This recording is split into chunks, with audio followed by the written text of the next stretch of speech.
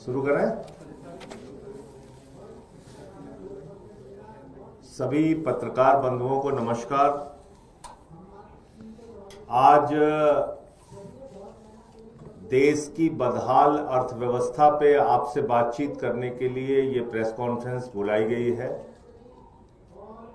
देश की आर्थिक स्थिति अत्यंत चिंताजनक है और ये अगर कहा जाए कि देश की अर्थव्यवस्था आईसीयू में है आज की तारीख में, तो कहना गलत नहीं होगा। और ये बात मैं आंकड़ों के आधार पर कह रहा हूं।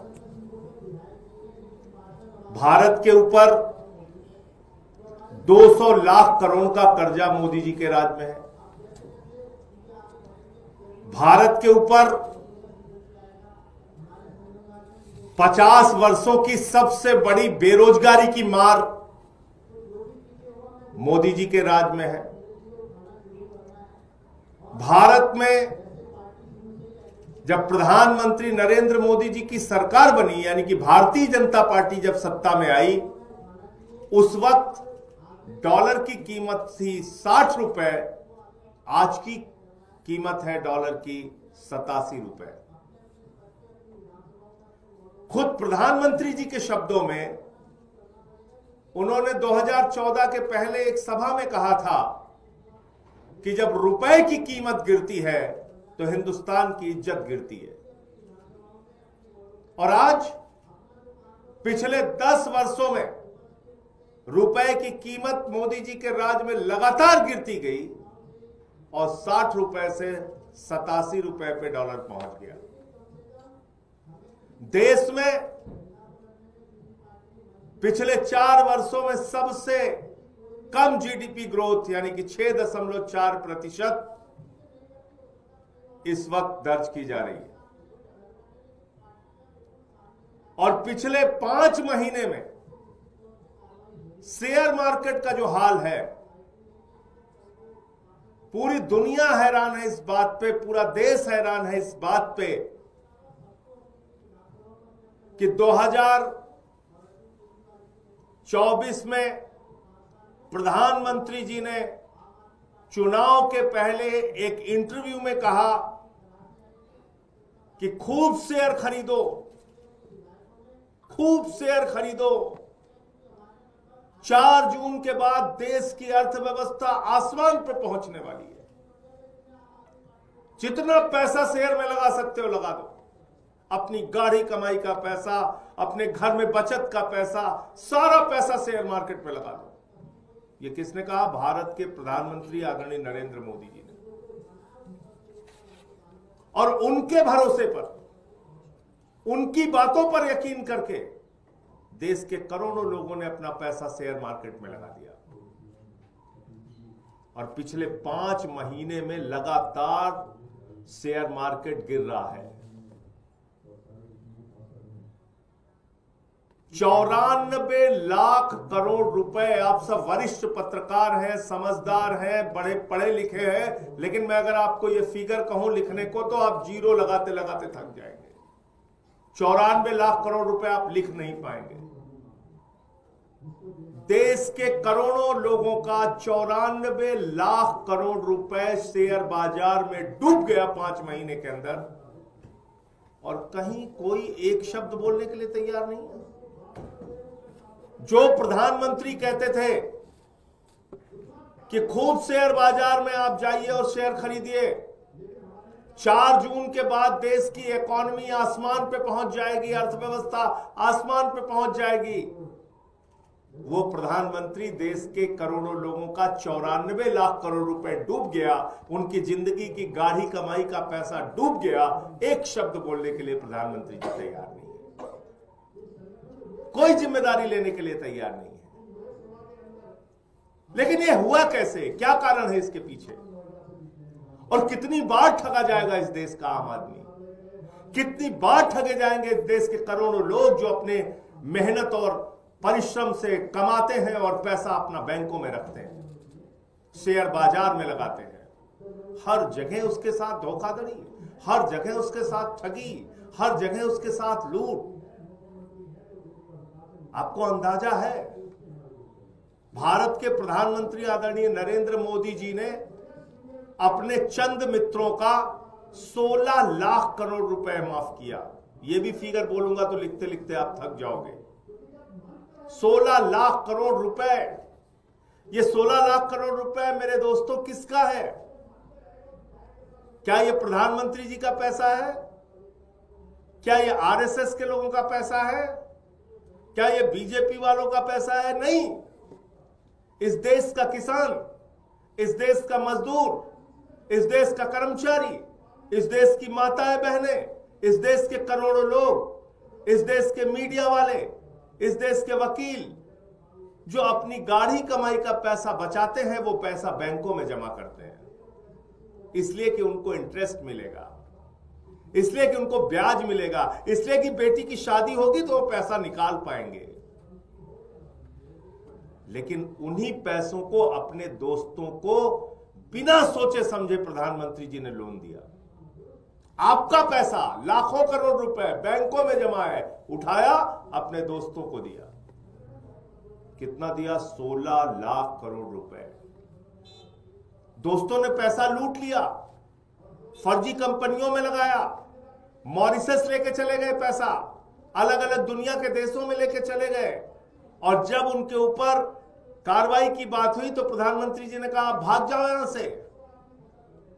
भाग गए विजय माल्या, भाग गए नीरव मोदी, भाग गए मेहुल चोकसी, जो प्रधानमंत्री जी जिनको अपना भाई कहते हैं।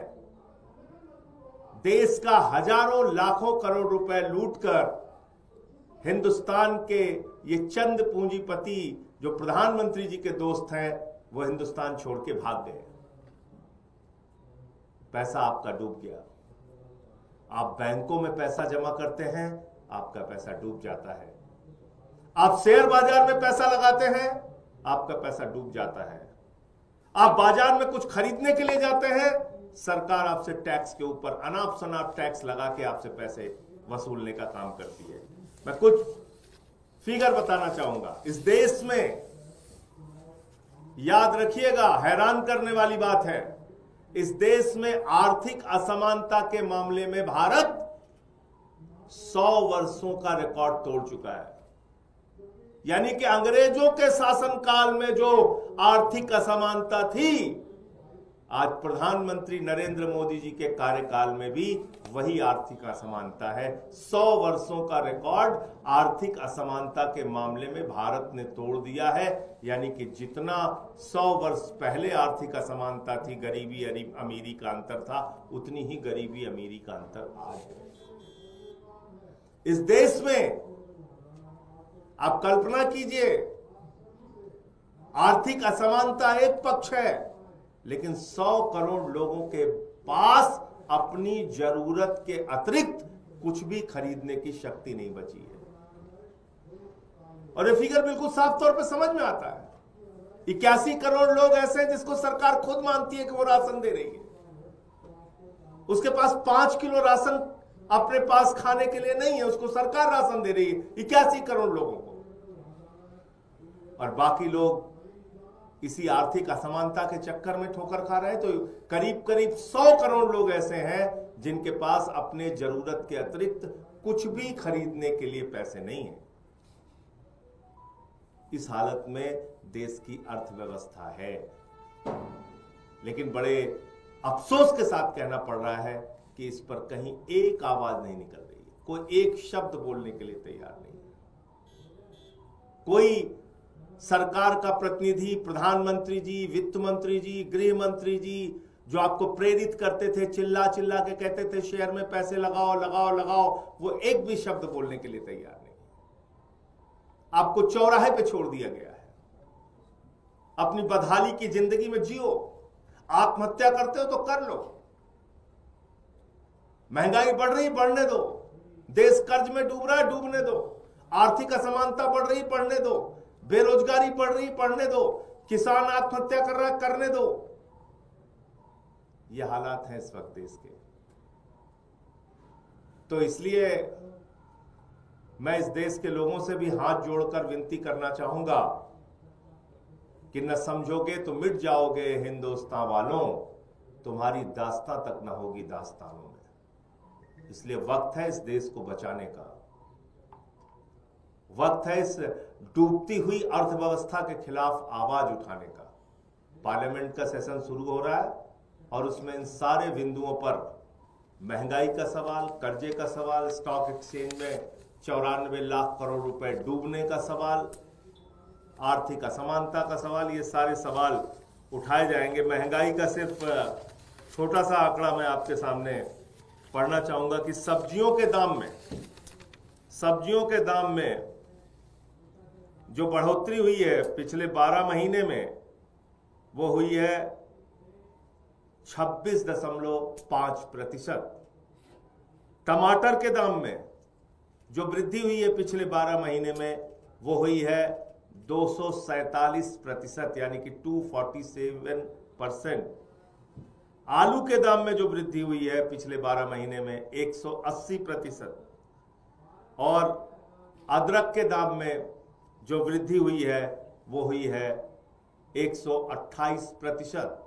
सब्जियों के दाम, आलू के दाम, टमाटर के दाम,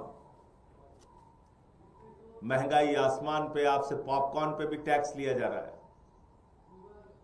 तो आज मुझे मोटे मोटे तौर पे इतनी ही बात कहनी थी कि प्रधानमंत्री जी सामने आइए और जवाब दीजिए। आपने इस देश के आम आदमी का पैसा बैंकों से खाली करके अपने दोस्तों के ऊपर लुटा दिया। आपने स्टॉक मार्केट का पैसा अपने दोस्तों के चक्कर में डुबा दिया, देश के करोड़ों लोगों का पैसा डुबा दिया, और अपनी जांच एजेंसियों का इस्तेमाल करके, ईडी सीबीआई का इस्तेमाल करके देश के अंदर ऐसे माहौल बना दिए कि कोई भी फॉरेन इन्वेस्टर्स यानी कि विदेशी निवेशक कोई भारत में निवेश करना नहीं चाहता, और देश से निवेशक जो है वो अपना पैसा ले लेकर भाग रहे हैं, क्योंकि उनको भारत की अर्थव्यवस्था पे, भारत के बाजार पे भरोसा नहीं है। और बाजार पे भरोसा इसलिए नहीं है कि प्रधानमंत्री जी पे भरोसा नहीं है। तो इसलिए इन बातों का जवाब प्रधानमंत्री जी को देना चाहिए। मुझे इतनी बात कहनी थी, आगे विस्तार से आपको जैस्मिन जी और डिटेल में सारी चीजें बताएंगे, जो कि हमारे राष्ट्रीय प्रवक्ता हैं। शुक्रिया संजय जी। जैसे संजय जी ने आप सबके सामने आज एक बहुत ही बड़ा और गंभीर मुद्दा रखा, और इसकी हमें हिस्ट्री समझना जरूरी है। जैसे कि उन्होंने कहा 94 लाख करोड़ स्टॉक मार्केट में आम निवेशकों का पैसा डूब गया है, 94 लाख करोड़, जो कि बीएसई सेंसेक्स में 15% की गिरावट है। और अगर हम कोविड का समय छोड़ दें तो 30 साल का रिकॉर्ड स्टॉक मार्केट ने अब तोड़ा है। जिस प्रकार की गिरावट हमने पिछले 5 महीने में देखी है, 30 साल का रिकॉर्ड तोड़ा है। आप सोच भी नहीं सकते कि आज देश के आम परिवार में क्या हालत हो रही होगी। कुल 12 करोड़ इन्वेस्टर्स हैं, निवेशक हैं शेयर मार्केट में, उसमें से 11 करोड़ लोग रिटेल इन्वेस्टर्स हैं, मतलब आम आदमी है। बड़े बड़े फाइनेंशियल इन्वेस्टर्स को छोड़ दें तो इस जो गिरावट का सबसे भारी नुकसान जो हो रहा है वो आम निवेशकों को हो रहा है। तो ये सवाल वाजिब है कि इसके पीछे किसका हाथ है। और ये बड़े हैरान करने वाली बात है कि आज जब देश का शेयर मार्केट ध्वस्त है, तब प्रधानमंत्री मोदी जी शेयरों के साथ फोटोशूट कराने में मस्त है। इनको यह चिंता नहीं है कि देश के आम आदमी के साथ क्या हो रही है, मैं क्या करूं, देश को सामने मैं क्या मैसेज दूं, मेरी रणनीति क्या है, शेयर मार्केट कैसे ठीक करेंगे, इकोनॉमी को ट्रैक पे कैसे लेके आएंगे। नहीं जी, हम तो फोटोशूट करेंगे, और 10 लाख करोड़ गिरे तो और एक फोटोशूट करेंगे। तो आज देश के आम निवेशकों को यह जानना जरूरी है कि जो स्टॉक मार्केट में गिरावट आई है वो क्यों आई।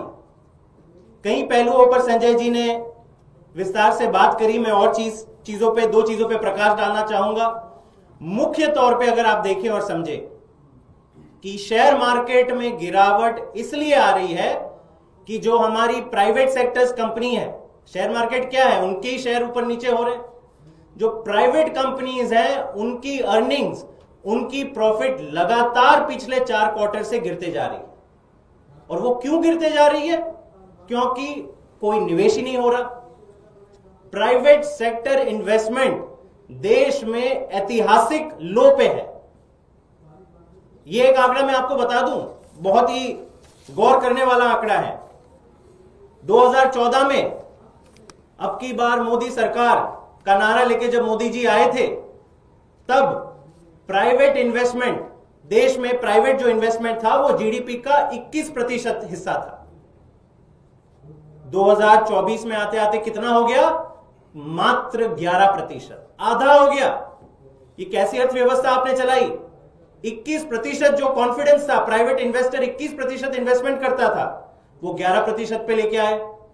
फिर बोले नहीं जी, हमें तो पूरा विश्व गुरु हम बना रहे हैं भारत को, देश की जनता, दुनिया के इन्वेस्टर्स आएंगे, भारत में निवेश करेंगे। तो एफडीआई का आंकड़ा सुन लीजिए, पिछले 10 सालों में क्या हाल हुआ है। 2014 में एफडीआई, फॉरेन डायरेक्ट इन्वेस्टमेंट, हमारे जीडीपी का 1.7% हिस्सा था, 1.7%।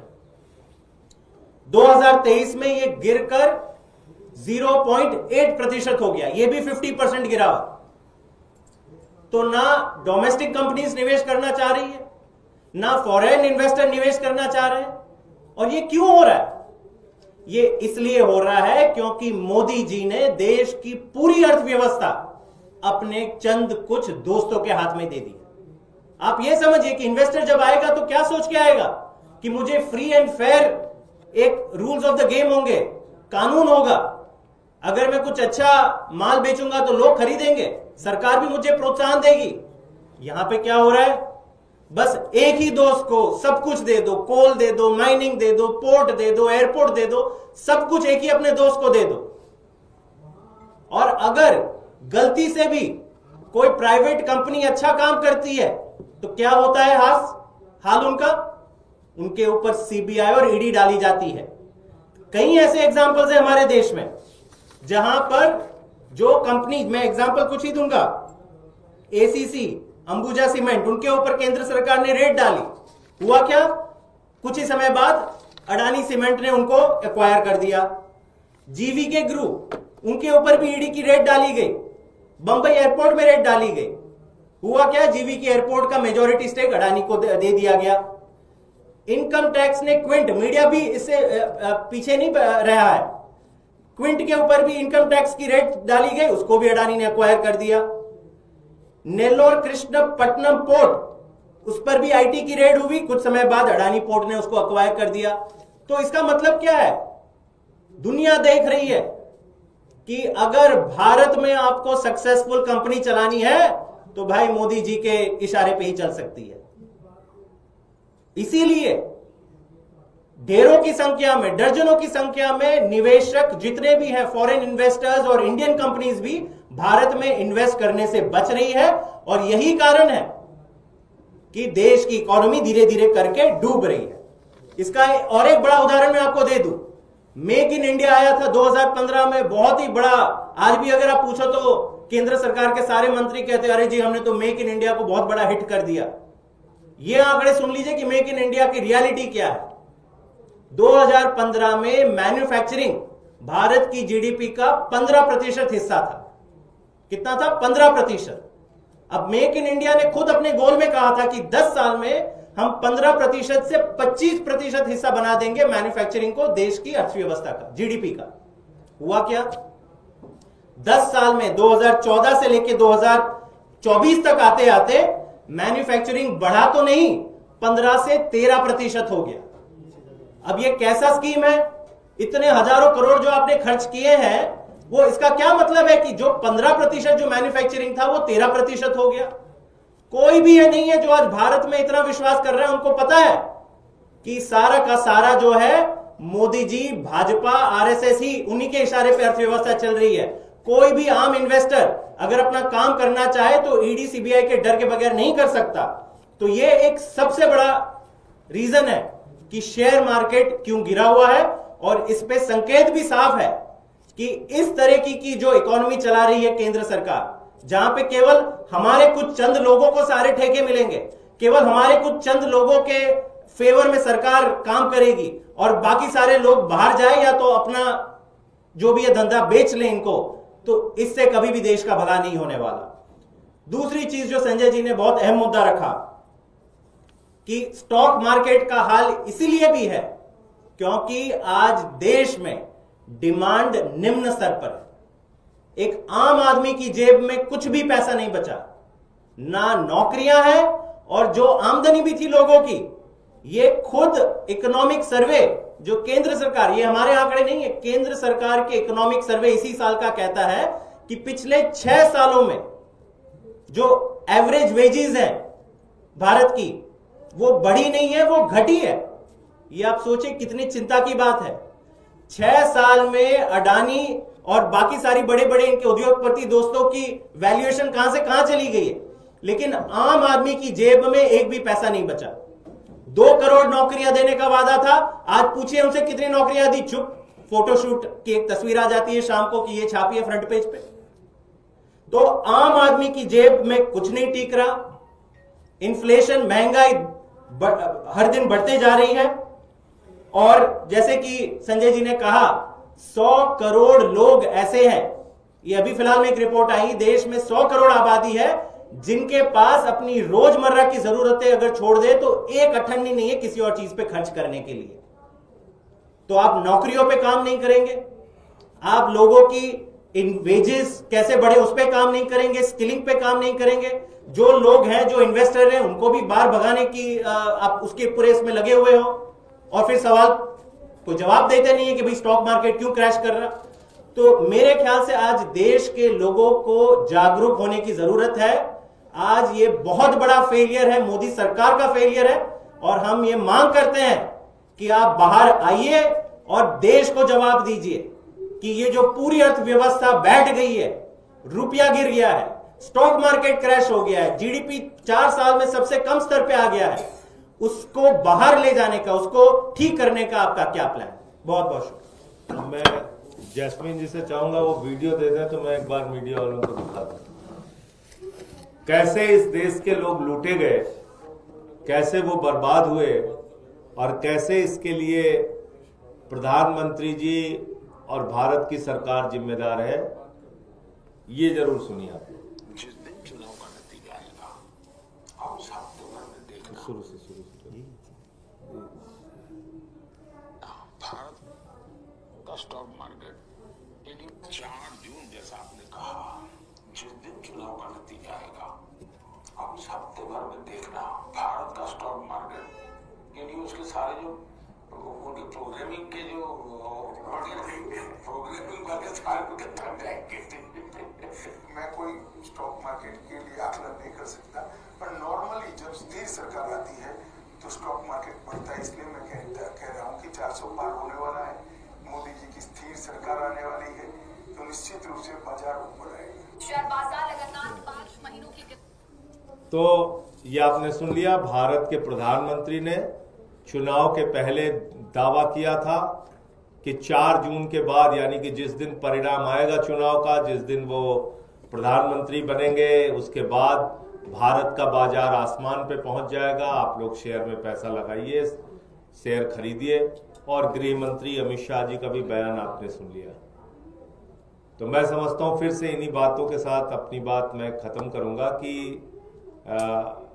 जो देश की अर्थव्यवस्था है वो इस समय उसकी हालत ये है कि वो आईसीयू में भर्ती है। देश की अर्थव्यवस्था आईसीयू में पहुंच गई है और इसको निकालने के लिए देश के लोगों को जागना पड़ेगा। आपके कोई सवाल हो तो आप पूछ सकते हैं।